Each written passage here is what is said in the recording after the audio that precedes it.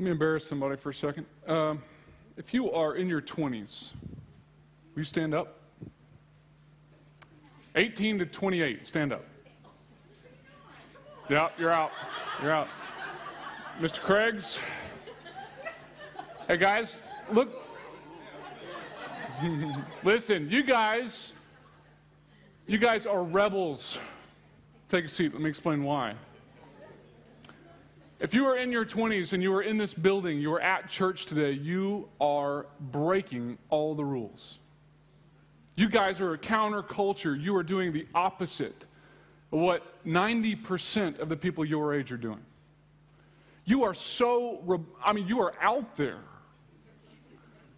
You are the weird ones. You are unique. You are special. You should be applauded. In fact, I want us to. Give them a hand.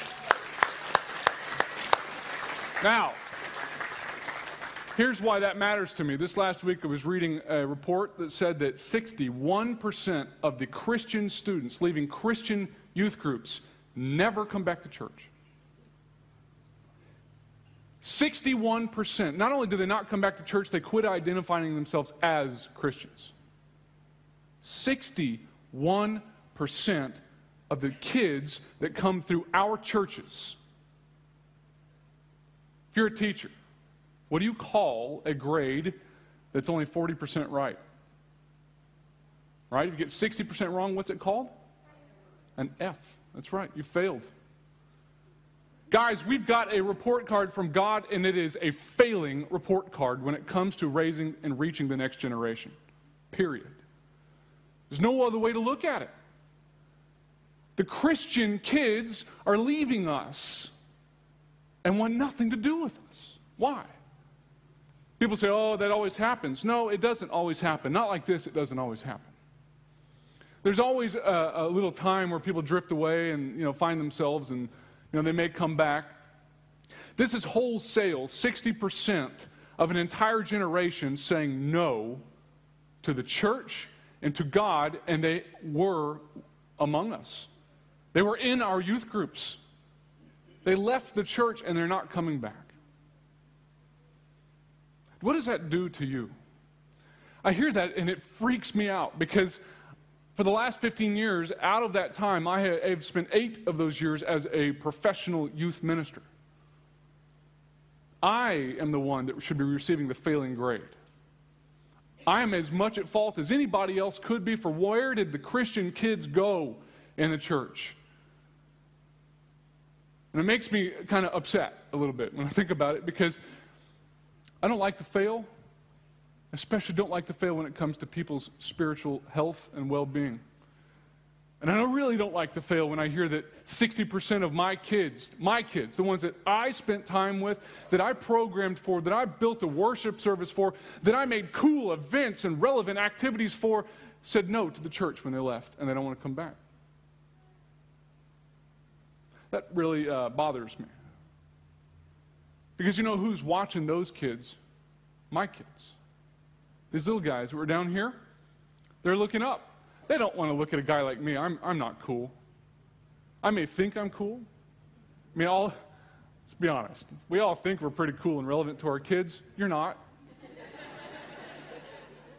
The minute you say, hey, I'm hip, you're done. Okay? It really irritates me, bothers me, scares me. I'm a little freaked out because my children don't have that layer between me and them to help me, except for you guys, the ones that stood up. That's a lot I don't mean to put that much pressure on you. But yeah, I do. I want to put that pressure on you. But I also want to congratulate you. There is an underground ministry here. It's not actually an underground ministry. It's called The Underground. It's for young adults. There's about 50-plus young adults, 18, 28, 30-ish in there, somewhere there. People, that's the problem with young adult groups is no one knows when to quit. Okay? You don't really ever want to admit that you're over 30 and quit going. So they just keep going. So we have to extend the time. Anyway, we have this group of people. And the ones that stood up that are here today are most likely, most all of them are doing something in ministry. They're working in a cafe, children's ministry, youth ministry. They're working underground. They show up. They're here. They're a part of us. They're a part of our church. But they are a tiny fraction of the hundreds of kids that have come through this church. Think of all those kids. And we may be way higher than 60% on our failing rate. I know that Sunday morning is supposed to be encouraging. You're supposed to be like, yay, I was at church. Listen, I want you to hear something this morning. God is putting a challenge on me, on this church, and on you to say enough's enough. We are going to do what it takes to reach the next generation, no matter what it costs us, no matter what happens, because we cannot drop the ball for 2 generations and expect the church to survive. Not just this church, but Christ's church. We are so passionate about reaching people in countries we've never been to, but we just walk past the kids in our own neighborhoods. We walk past the kids in our own church and just assume that because they're here, they're always going to be here. Enough. My sermon's in there somewhere. I don't care about that. My heart is broken because I've realized that we have dropped the ball as a church. And it takes repentance before you can move forward. We have to admit to God as a church globally, as a church locally, we dropped the ball. We have somehow or another, we have let our kids go. We have failed to stand up when it counted. Think about the number of times that you have backed off with a kid because you were afraid of being uncool. You're afraid of saying too much. Or even think about it at work. How often do we have opportunities to do ministry and we hold back because we might be made fun of, we might get in trouble, we might say something that might jeopardize our job, and yet we have example after example after example in the Bible of people that faced death, that were beaten, that were thrown in front of lions, that were burned to death because they refused to back down. They refused to say no. They stood up when it counted, and they preached Jesus Christ and Him crucified to their death. And we are scared to stand up for Jesus Christ in our schools. We're afraid to stand up for Jesus Christ at work. We're afraid to stand up to our husbands and wives and say, Jesus is the answer. There is no other answer. All this other stuff is wrong. Jesus Christ is the one way. And until we get that right, we're just going to let the next generation go, and the next generation, and the next generation. I know we've been in this shape before as a church, as the Church of Jesus Christ. We have been in the position where we have dropped the ball and we've let generations go. Historically, about every 100 years, for whatever reason, the people of God become so focused on ourselves, whatever that means, whatever it is that causes us to stop feeding the next generation with the gospel and with truth, and we lose a generation. And it takes rebuilding. It takes people to shake the church. You can look back historically and see those movements of God where He's brought people back into our history and He's shaken us and He said, wake up, do the work of the evangelist, always have your answer. When people say, why do you have the hope within you? Tell them it's because of Jesus Christ, not because you have good morals and a good family. Stand up for Christ. We as a church and as educators, we need to accept this challenge from God to be Christian, little Christs. Jesus Christ was the way, the truth, and the life. And because He was the truth, He was put to death. We, as followers of Christ, cannot hold back. Jesus says we must take up our cross daily. We must count the cost before we say yes, because the cost may be high.